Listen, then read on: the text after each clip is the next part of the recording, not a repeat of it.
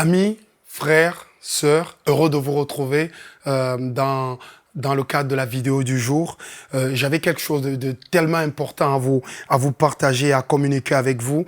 Cela se trouve dans le livre de 1 Pierre 4, au verset 1er. La Bible dit, « Ainsi donc, Christ ayant souffert dans la chair, vous aussi armez-vous de la même pensée.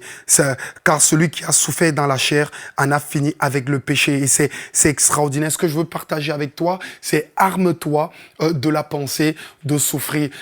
Parce que Dieu fait lever le soleil et la pluie sur les bons et sur les méchants. Donc nous n'éviterons pas les épreuves, les difficultés de la vie, mais même dans la vallée de l'ombre de la mort, notre Seigneur sera avec nous. J'avais une petite anecdote lors de mes tournées de concerts, de prédications des églises à visiter et de missions. J'avais été hébergé chez une mamie et la mamie, elle avait 92 ans, elle a eu un cancer et le jour où on lui a annoncé son cancer, elle m'a dit une phrase qui me marquera toujours. Elle a dit, je suis rentré dans ma chambre et j'ai prié le Seigneur et j'ai dit, Seigneur, tu es celui qui a le plus souffert sur la terre et j'aimerais juste que tu m'aides à souffrir. Tu m'aides à souffrir dignement avec toi. Et alors que son cancer a évolué, elle a jamais eu mal. Elle avait mal, mais le Seigneur était avec elle et ça lui faisait tellement plaisir d'avoir Jésus avec elle. Et moi, je voudrais que les chrétiens s'arment de cette pensée. On est persécuté, on souffre pour diverses, on a des épreuves qu'on provoque, des épreuves qu'on nous provoque, des épreuves de la vie, des difficultés et des combats. Mais arme-toi de tes pensées parce que ton Seigneur sait ce que tu souffres et il sera avec toi dans la difficulté, dans le combat. Arme-toi dans ta tête, sois prêt que ça va être difficile. La Bible dit parfois que le royaume des cieux, c'est pour les violents. Et je sais que parfois ce fait violence n'est pas facile, mais parfois il nous faut traverser certaines épreuves pour goûter à la réalité, au goût du service avec Dieu.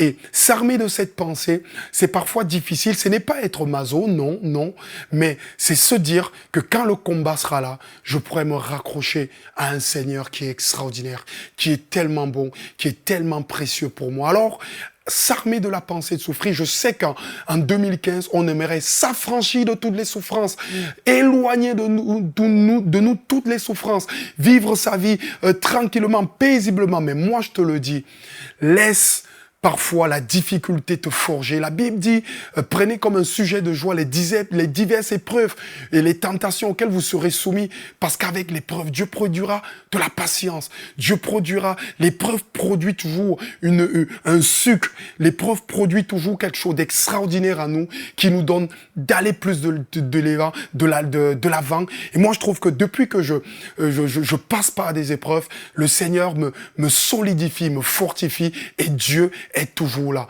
Sache une chose, il dit, voici je suis avec vous tous les jours jusqu'à la fin. Alors, arme-toi de cette pensée. Il y a 3 catégories de personnes. Ceux qui vont vers la souffrance, les épreuves et la difficulté. Ceux qui sont dans l'épreuve et la difficulté. Et la 3e catégorie, ceux qui sortent de l'épreuve et de la difficulté. Tu fais partie de ces 3 catégories. Mais dans ton cœur, dans ta tête, puisque Christ a souffert, il nous l'a dit, qu'il nous a montré une voie. Nous aussi, nous souffrons. Mais il sera avec nous. Il sera avec nous. Arme-toi de cette pensée et que le Seigneur te bénisse et que dans l'épreuve, tu découvres l'amour, la patience et la bonté de notre Dieu. Merci.